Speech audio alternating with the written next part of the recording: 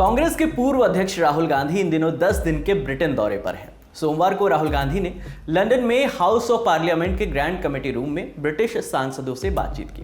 इस दौरान राहुल ने कहा कि भारतीय संसद में विपक्षी नेताओं के माइक्रोफोन जो हैं वो बंद कर दिए जाते हैं, वहां विपक्ष का दमन हो रहा है। हाउस ऑफ कॉमन्स में ग्रैंड कमेटी रूम में अपोजिशन लेबर पार्टी के भारतीय मूल के सांसद वीरेंद्र शर्मा की ओर से आयोजित इस कार्यक्रम में राहुल गांधी ने भारत जोड़ो यात्रा के अनुभव भी शेयर किए। कार्यक्रम के दौरान राहुल गांधी ने माइक्रोफोन का इस्तेमाल किया, लेकिन वो खराब था। तभी उन्होंने कहा कि हमारे माइक खराब नहीं है, वो काम कर रहे हैं, लेकिन फिर भी आप उन्हें चालू नहीं कर सकते, क्योंकि मैं जब संसद में अपनी बात रखता हूं तो वहां ऐसा कई बार हुआ है। उन्होंने कहा कि भारत में विपक्ष का दमन किया जा रहा है। इसके बाद सोमवार शाम राहुल गांधी ने लंदन के थिंक टैंक चैथम हाउस में बातचीत के एक सेशन में कई मुद्दों पर अपनी राय रखी। राहुल ने क्या कुछ कहा, सुनिए। Some of the biggest decisions taken, demonetization, which is demonetization of the Indian currency. We were not allowed to debate in Parliament, right? The farmers' bills, where large numbers of farmers were out in the street, we were not allowed a conversation in Parliament. The GST, we were not allowed.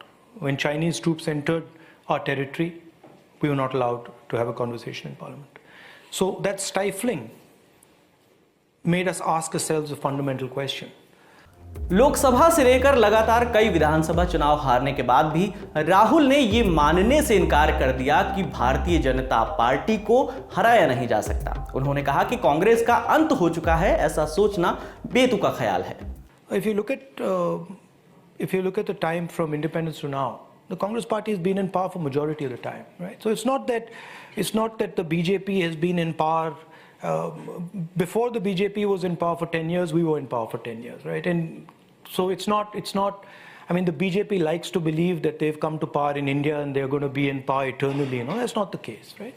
But to say that now the BJP is in power and, the Congress is gone, I mean, that's actually a ridiculous idea. वहीं इस दौरान राहुल गांधी ने कहा कि भारत में democratic competition का तरीका पूरी तरह से बदल गया है। इसका कारण आरएसएस नाम का एक संगठन है।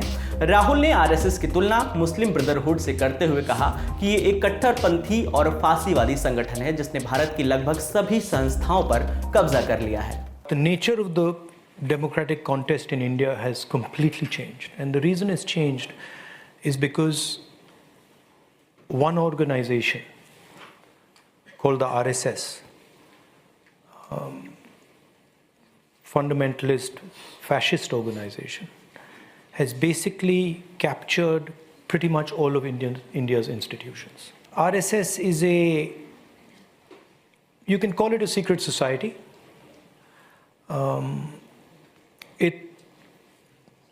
It's built along the lines of the Muslim Brotherhood, and the idea is to use the democratic contest to come to power and then subvert the democratic contest afterwards. And it shocked me at how successful they've been at capturing the different institutions of our country.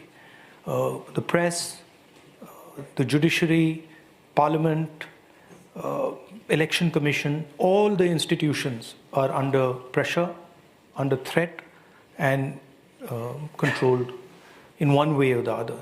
इसके पहले राहुल गांधी ने रविवार को London के हाउसलो में करीब 1500 प्रवासी भारतीयों के बीच स्पीच दी। उस दौरान उन्होंने कहा कि हमारा देश खुले विचारों वाला देश है, एक ऐसा देश जहां हम अपने ज्ञान को गर्व के साथ देखते हैं, एक दूसरे का हम सम्मान करते हैं। अब ये सब तबाह हो गया है। उन्होंने कहा कि मुझे बड़ा अजीब लगता है, एक भारतीय लीडर कैम्ब्रिज में अपनी बात कह सकता है, हार्वर्ड में अपनी बात कह सकता है, लेकिन भारतीय यूनिवर्सिटी में वो अपनी बात नहीं रख सकता। विपक्ष किसी मुद्दे पर चर्चा करे, सरकार ऐसा होने नहीं देती। ये वो भारत नहीं है जिसे हम कभी जानते थे।